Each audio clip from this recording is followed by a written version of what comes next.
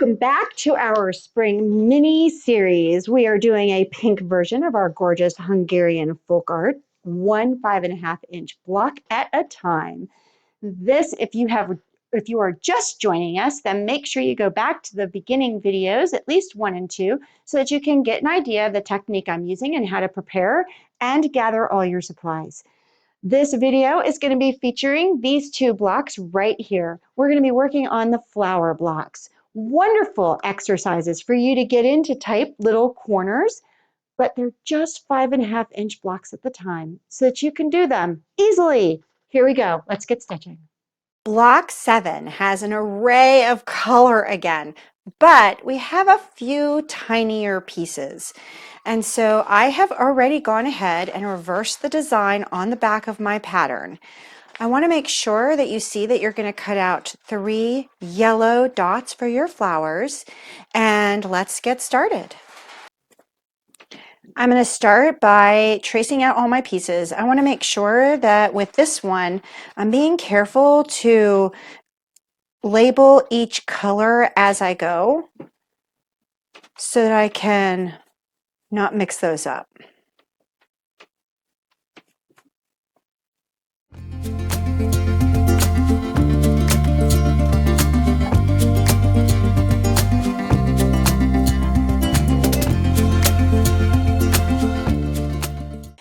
I did put a circled R up here on each one of my reversed pieces, and then I'm going to rough cut all of these out.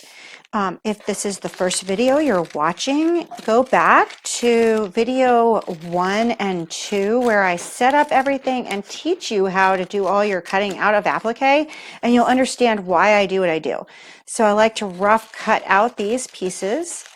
I keep together as much as I can the colors that are alike. I, of course, put the dark green for this one over here, and then I put the other 2 over there, but for the most part, I keep everybody together. So this is the light green right here, and then I have the yellow and the dark green, and I'll just keep all those together, and then I'll cut out the other ones rough cut.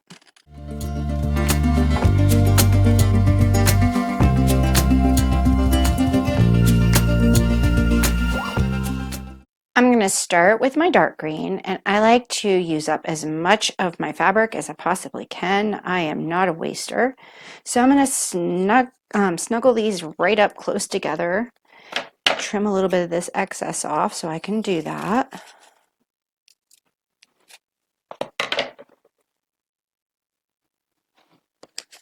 That way I don't waste waste as little as possible. And then I'm going to bring in my light greens. Go ahead and get these down.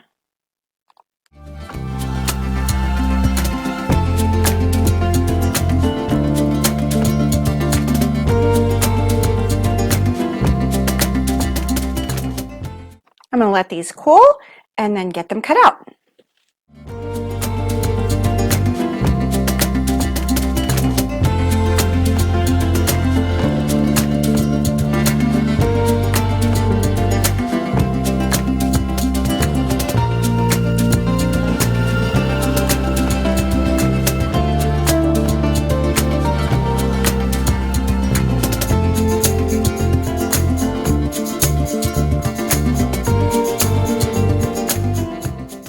So I've pulled all the paper off of the backs, and now I've placed them. I want them reversed, so I went ahead and placed both blocks nice and side by side so I could make sure that I'm doing the same thing on opposite sides.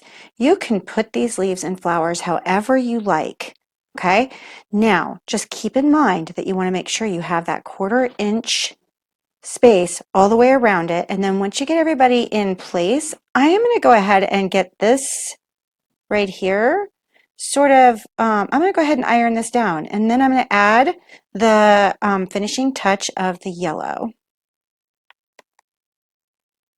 They don't need to be exact, but I certainly do like them to be as much of that as possible.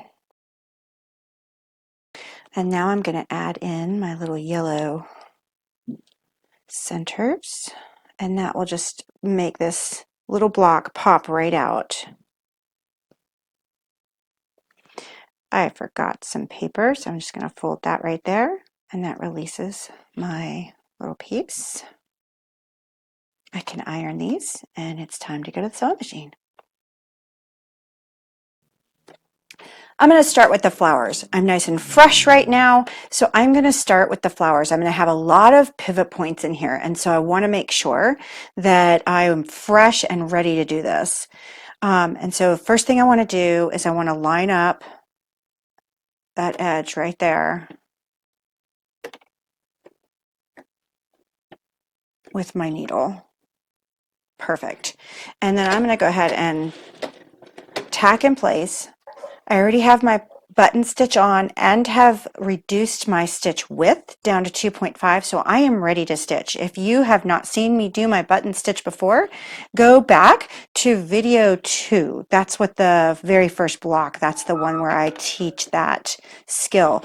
I do a lot of pivoting when I'm doing my blanket stitch. I want to see the edge of that fabric whenever my blanket stitch is coming on the backwards and forwards. So my blanket stitch goes forward, backward, forward, over, over. And I'm keeping the edge of my design on that forward back. And then the over, over goes into my design.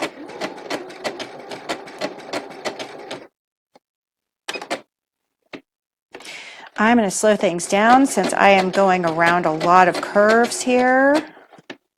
That way I can be ready to pivot. I want to keep my direction going, or I want to keep my piece as much of a straight on with my needle as possible.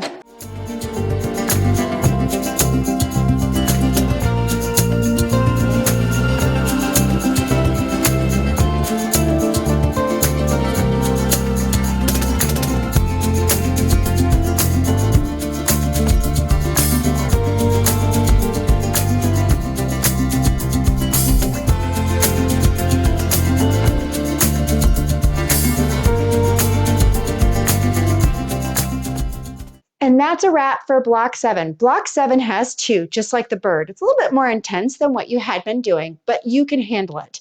And so these are going to go right here and right here, or you have enough now that you can start playing and putting them in whatever direction or position that you want to. Join us for the next block, which will be these 4 right here. And if you've enjoyed these videos, make sure you like, subscribe, share, comment. We are watching for those comments for our giveaway, and we will see you soon. Thanks so much. Bye.